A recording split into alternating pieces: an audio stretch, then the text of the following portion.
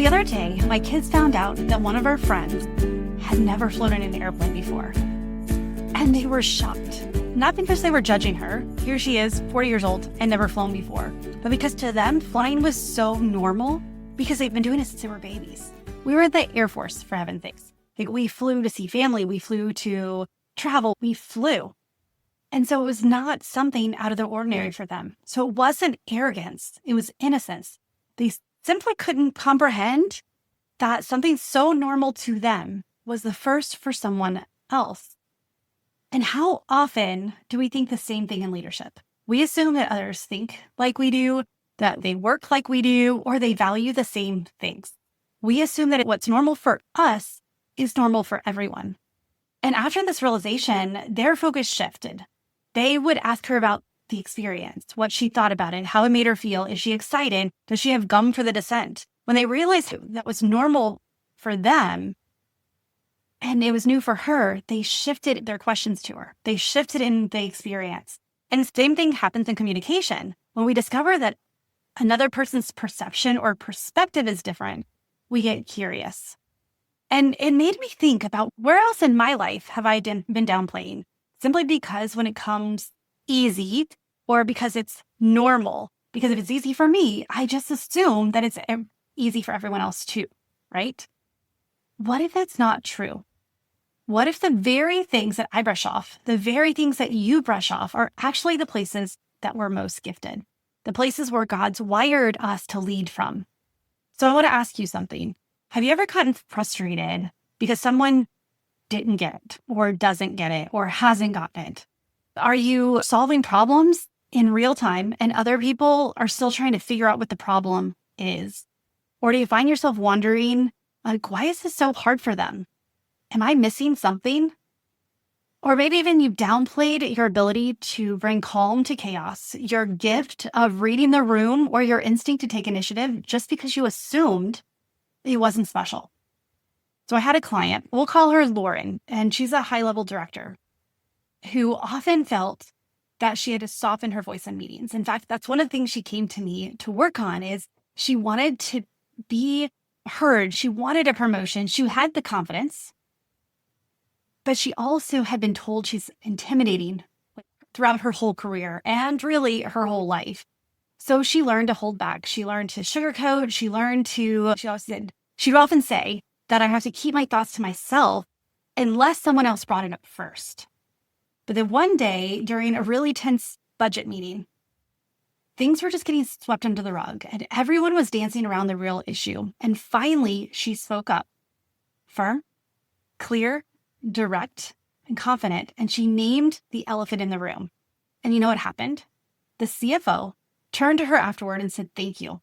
We needed that. No one else had the guts to say it." And so that moment flipped a switch for her. She realized that her boldness wasn't a liability. It was leadership. It was her strength. And her voice created the clarity. She was able to say the things that others couldn't say, didn't want to say, and didn't have the confidence to say. It didn't crush people. It actually protected them from bad decisions. It kept everyone in this meeting from actually wasting their whole time because they were going down the wrong path. And when she told me that she always thought she needed to be less, but that day she saw that speaking up was part of her purpose. And so how many times do we do this? We downplay things that are, normal to us. We sugarcoat it because we don't want to step on toes, or things that we avoid or just flat out ignore our intuition. We don't say the word. And I want to talk about 3 of the blind spots of leadership assumption. These 3 things not only have I been through, that most of my clients and that we are told are normal, or we're assumed that they're normal, and they're really not. So the first one is the normalization trap.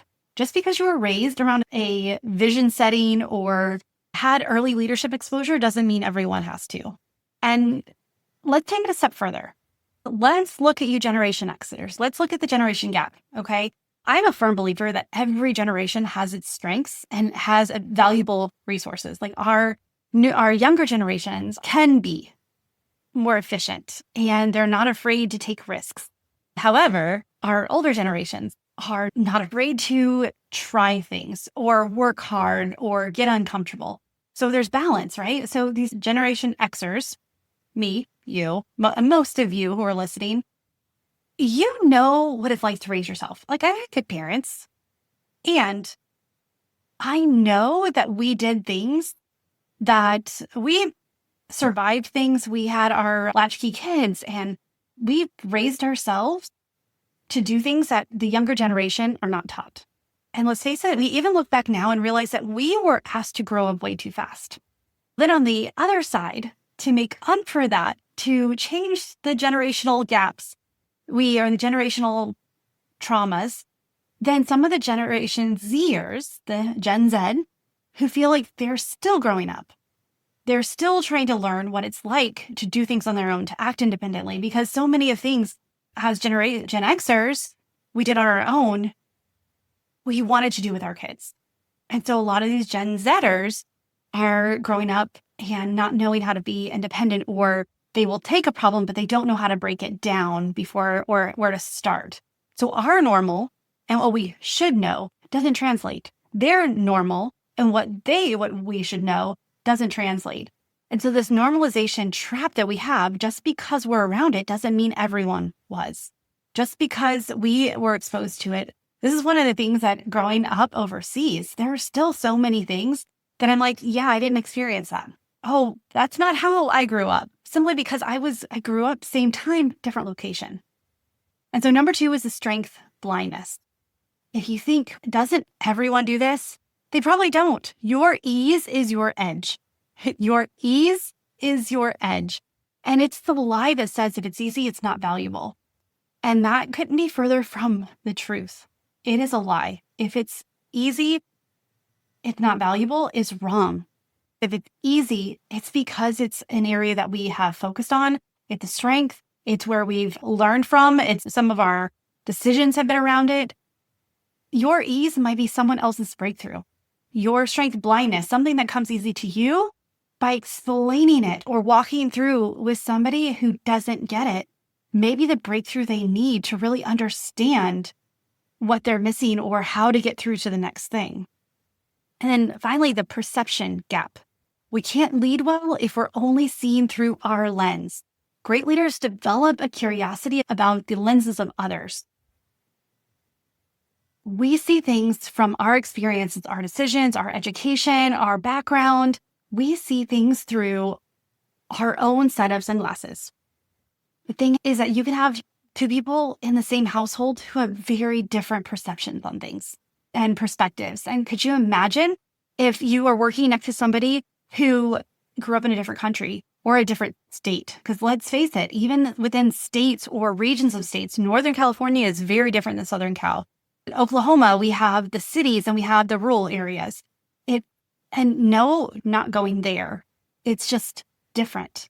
There's the strengths, there's the weaknesses, there's the blind spots, there's the ease, the things that we talk about. But this perspective gap, that if we don't look at that and understand that, oh, this is why I'm seeing it this way, and we don't get curious about the lenses, the experience of others, then we're not going to be able to lead well. And so your strengths aren't common, they're core to your calling. And we mistake our ease for everyone else's norms, but if your ease is exactly what makes you exceptional. And then also we got to realize that leadership isn't about making clones. It's about cultivating clarity. It's about creating culture. It's about pulling in multiple people's strengths to make the team grow. And so once you step back and understand your own wiring and others, communication flows more smoothly. It actually starts to flow, and there's less hardships. There's less tension, and your strength becomes tools versus blind spots. When you understand, okay, this comes easy to me because then you're able to use it to help others, to grow the culture, to expand the strengths of your team instead of a blind spot that you hold to yourself, instead of downplaying it. So you'll build trust and efficiency, which is 2 keys in a thriving culture, by understanding these 3 blind spots of leadership assumption. We can't fall into the normalization trap. Just because it's normal for you doesn't mean it's normal for everyone. Again, you're not wrong. I'm not wrong. It might be something that's just a different perspective, which goes into the perspective gap of we're seeing it through our experience, our paradigm, our understanding. And then there's this strength blindness that if it is easy, we think it's not valuable or we downplay it. And that is not true. We need to understand your easy and we understand my easy. And together we can work together to make the whole project easier. And so what are 3 ways? What are practical takeaways? What can we do to build awareness as a leader? Because these 3 gaps are so normal in day-to-day. They're so normal because let's face it, like there's so many differences. It's hard to consider all of them. But the thing is, we don't have to consider all of them. We just have to get curious. So the 3 ways we can build awareness as a leader is we can ask more and assume less. When in doubt, get curious. Ask how they see the situation. Ask about their experiences. Ask what is seen through them. What do you see the problem is? Because even having one project, based on our core motivations, based on our core foundations, we see the solution from different angles. And so when you ask more and assume less, 1, it reduces the heaviness, the weight of being a leader because it's not your responsibility to come up with the answers. Sometimes it is your responsibility to throw it out there and see collectively, okay, how can we make this the best result or the best outcome possible? So when I be curious and ask how they see the situation. And then name your strengths. Just because it's easy doesn't mean it's not valuable. Own your strengths. Own your zone of genius. Own your unique wiring. Own your core values. Own your core motivations because it only brings breadth and depth to situations. Even as your strength, you'll know when it's time to lean in or retreat a little bit and let someone else take the lead. You'll know where you can show up authentically when you name your strengths. And then also invite diverse perspectives. Intentionally get out of your own norm. Learn about others, whether it's the person, the cubicle next to you, the office next to you, the co-working space next to you, even your own family. Intentionally go outside of your norm to discover the different perspectives and allow people to give you their perspective without getting any certain way about it. Just listen for information, listen to understand, listen to hear their heart. Because when we recognize our own assumptions and strengths, we're able to see ourselves more clearly. When we see ourselves more clearly, we can lead with clarity. We can lead through our motivations and what the ultimate outcome we want to achieve. When we see ourselves clearly, we can choose to bring other people because there isn't that competition. There isn't that fear of, will I get this right?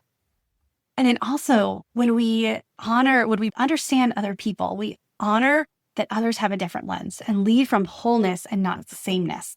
We don't have to both believe in the same thing. We don't have to both see things the same way. We don't have to be the same in order to grow.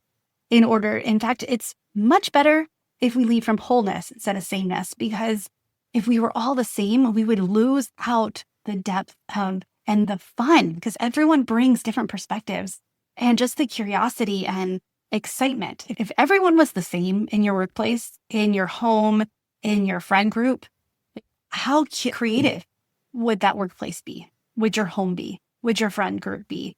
If you're all doing the exact same thing, where's the excitement? Where's the new? Where's the bold ideas if we're all leading from the exact same perspective?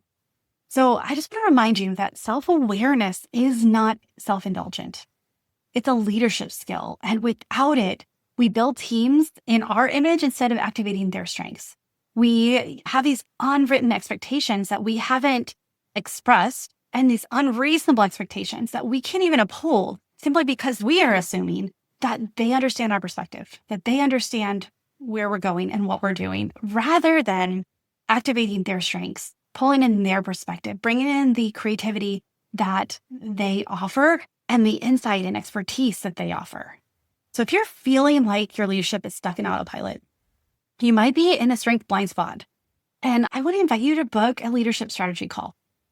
If you are in one of those traps where you don't know what your strengths are, and you don't know how your perspective is different or how you can step into this perspective and understand others, book a leadership strategy call and let's figure out where your assumptions are helping or where they're hurting your impact. Let's talk about what you're normalizing too much and you're not leaning into your strengths.